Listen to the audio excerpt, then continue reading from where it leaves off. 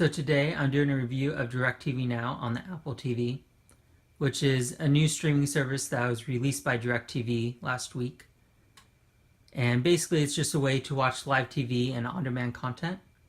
Packages start at $35 a month and go up to $50, $60, or $70 depending on what channels you want to watch. You can also add HBO and Cinemax on for $5 a month each. Right now they have an introductory rate of $35 a month for the package that is normally $60. And you're allowed to keep that price as long as you stay subscribed to the package. If you cancel your package, then you can't get that price back. And they also are giving away either a Fire TV stick if you prepay for 1 month of DirecTV Now, or they're giving away a 32 gigabyte Apple TV if you prepay for 3 months. And so with DirecTV Now, you're limited to 2 streams, but you can watch those streams pretty much wherever you are. You're not tethered to your home network. And one of the major downsides of DirecTV Now is its lack of a DVR, though they have promised that they'll add DVR capability sometime in 2017. And right now, DirecTV Now is released on almost every major platform out there. It hasn't quite got into Roku, but that should be coming within the next few months. So let's go into the DirecTV Now app on the Apple TV. And you see it starts up within about a second, and it takes you directly to the channel you're last on. And if you hit the swipe pad, then it brings up this display down here at the bottom. And you can pause the live TV, but if like I go play it again, it picks up where I paused it, but there's no way for me to actually fast forward to live TV from this way.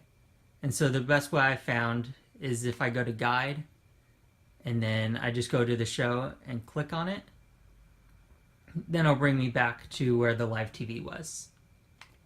So here you can also turn on closed captioning, like so, and then let me just turn that off.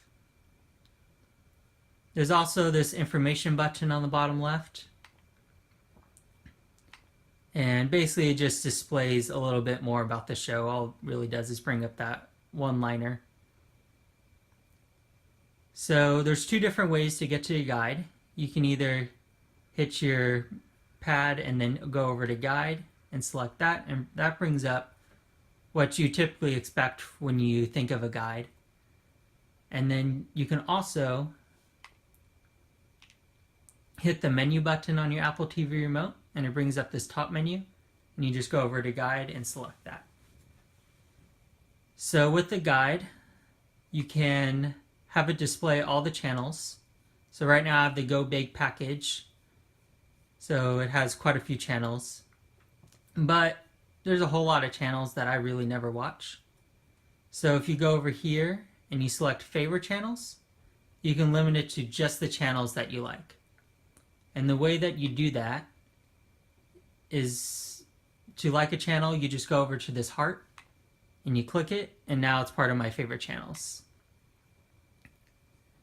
Now you can also see the network and just what's on for the network by clicking on the network icon.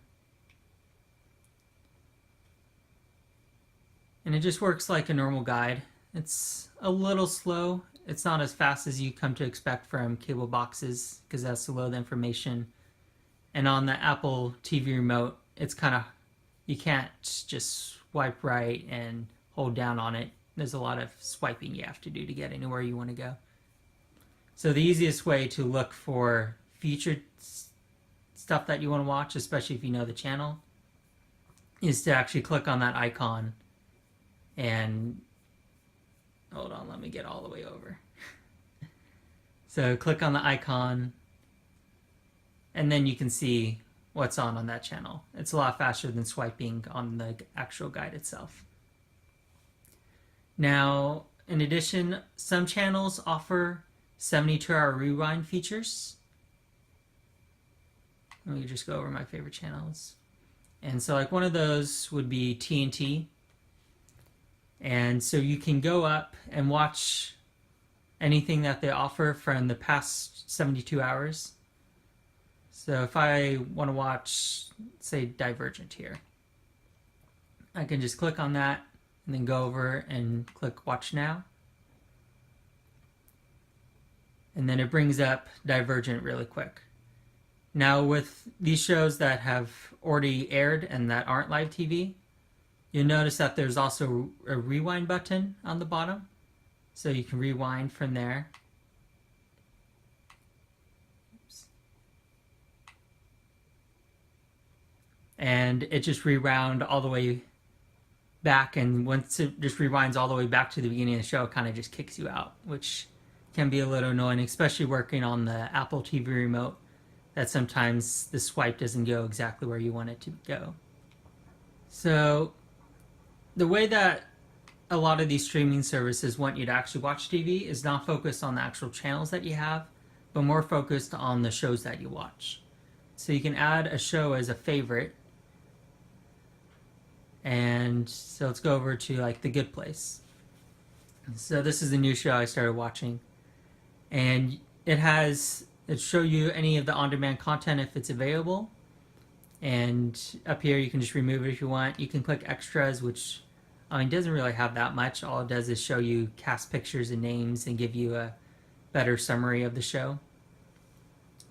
One thing I noticed with the on-demand content is that it's missing just random episodes. Like if you notice here, you have episode 1 and then it skips to episode 3.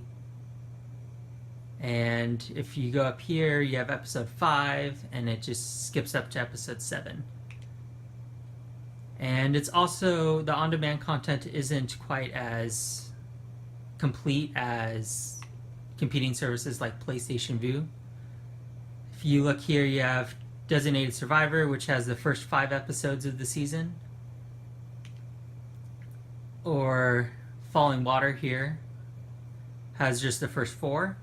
And then PlayStation Vue, both of those shows have quite a few more on-demand episodes than Directv Now has. And I don't know if that's just growing pains, if they're going to add those, if they were just mistakes for not being there. But it seems like a lot of shows don't have any on-demand content for a couple weeks after it first aired. But then you look at a show like Superstore and they have stuff from the beginning of November, which was just a few days ago. So I think as Directv Now progresses, they'll kind of fill in those gaps and get more where PlayStation Vue is with on-demand and have most of the shows at least the week after it aired. Now, in order to add a show to your watch list, you go over to search, and so you can type in, let's find Bones. It brings up Bones, and you just go down here to shows, and it brings up the same thing that was on your watch list, and you click add to watch list. And now you just go back to your watch list, and there's Bones. So that's how you can add shows. You can also, using the Apple TV, just look up shows by dictating. So if I just go Designated Survivor, apparently picked up when I said go, then you can just bring it up like that. Now, one thing that doesn't work with the voice remote on the Apple TV is you can't change channels with the voice. If I say switch to USA Network,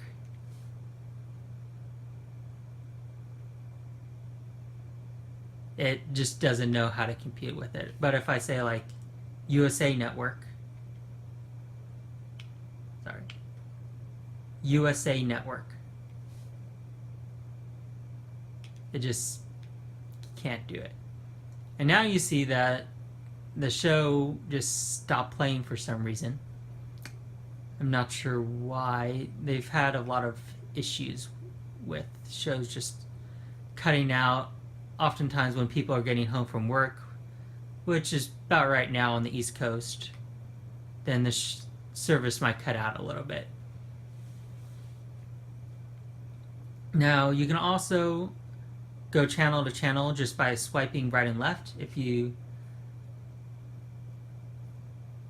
just, like, I'm swiping left right now, and it's basically the same as channel up.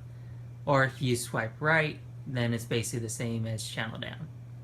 And that's another way you can do easy navigation. The settings on here, there's not a whole lot. You can really just come and sign out. You can just see your user ID and your package. But if you're someone like me who just likes watching specific shows, then Directv Now might not be the best thing because they don't have their DVR yet. And services like PlayStation Vue will probably be your best option right now. It's the only one that actually has a DVR. Sling TV has a lot of on-demand content, and they've promised to add a DVR pretty shortly. But until then, me personally, I'm just going to stick with PlayStation Vue because the DVR is kind of a necessity for me. So that's the Directv Now app on the Apple TV, and if you have any questions, just post them in the comments below.